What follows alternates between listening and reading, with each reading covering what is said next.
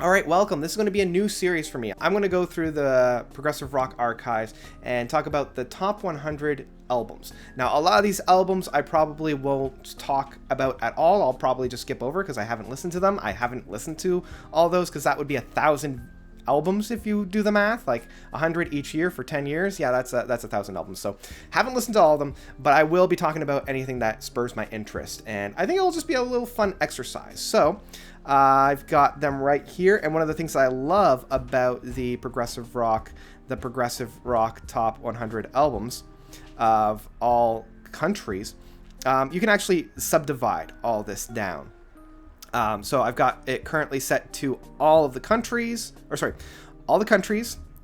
all the progressive sub-rock genres. I have set it to just studio albums because I didn't want to muddy the water with DVD, videos, box sets, and live, as well as the singles. I wanted to just keep it to studio album recordings. So we are looking right now at the 2010s. So drilling down, these first three albums, I don't know, which is a little bit of a shame because they've got some really high ratings on there. I do know Anathema or Atema's We're Here Because We're Here.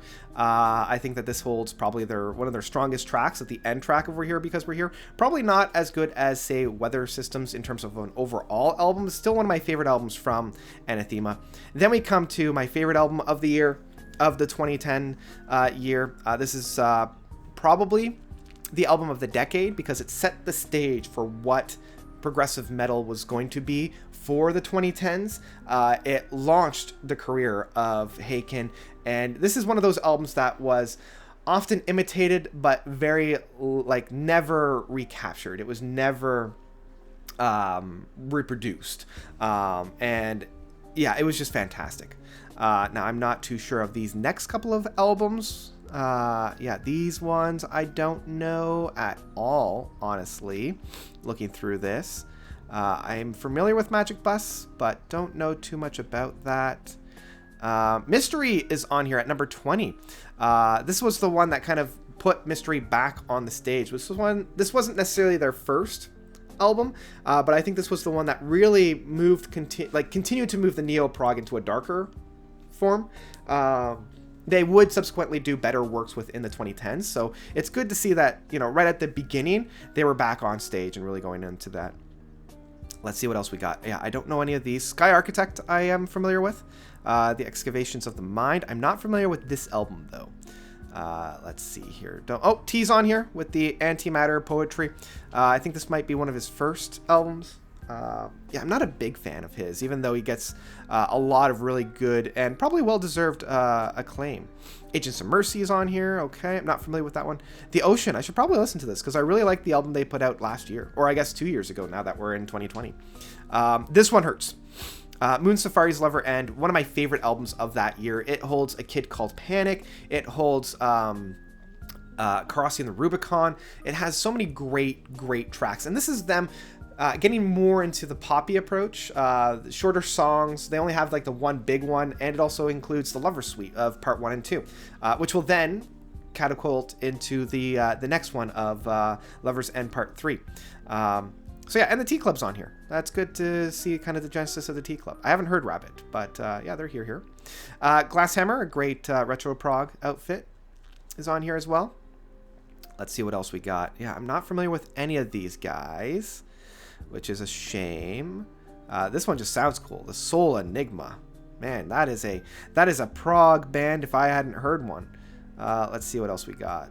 I'm trying to even remember what was released in 2010. This is one of my favorite things about this, is going through and being like, what actual albums came out? Oh, Lunatic Soul 2 from Lunatic Soul. The side project from Riverside. That's good on here. Let's see. Anything else? Oh, Kappa in the Wake of Evolution. 71. Wow. I feel like this is Kappa's best work. I honestly do. I think that In the Wake of Evolution is their most strongest, most cohesive. They've got so many bangers on this. This album got me through my library degree.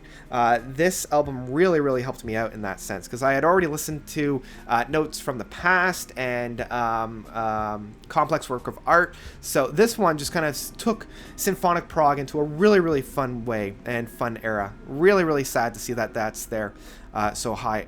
Oh, this one hurts. Spock's Beard X. This is one of my favorites from Spock's Beard, and it's at 74. I feel like Spock's Beard was finally finding themselves after Neil Morse's departure with their self-titled work, but this one has so many great, great tracks, like At the Edge of Darkness, I think was what it was called, or From the Darkness. It also has like The Emperor's New Clothes being one of their best singles.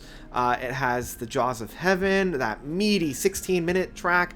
This album has 2 meaty 16-minute tracks, and each one does something so beautiful.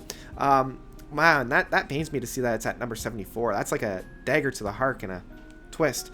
Swans comes back. My Father Will Guide Me Up a Rope to the Sky.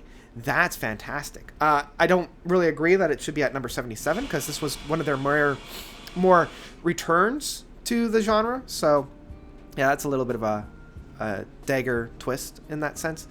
Motorcycle, man, lots of really good stuff coming out this year. Heavy Metal Fruit. This, even though it's not their best work, it has probably my favorite song from them, which is Gulliby's Travels, that 20-minute ending. So friggin' good.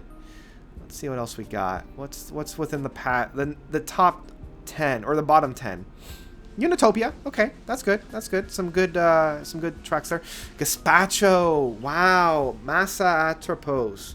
That's right. This was coming off of their 1-2 punch of Night and TikTok. Still has some really, really great stuff. But as an overall album, it was a little bit disjointed. And I think that might be it. Yeah, that's it. So that's the top 100. Some really, really good stuff. Gazpacho on there. Yeah, Heavy Metal Fruit from Motorcycle. Yeah, Spock's Beard. And these guys were definitely in my top 10 of that year. Really, really good in that sense. It pains me to see them so far down, like in the bottom half. And in the top half, we had Lover's End from Moon Safari. We had, what else did we have within that top 10? Mystery, although that, it was good, but not as good as, I think that, oh yeah, Haken and Anathema.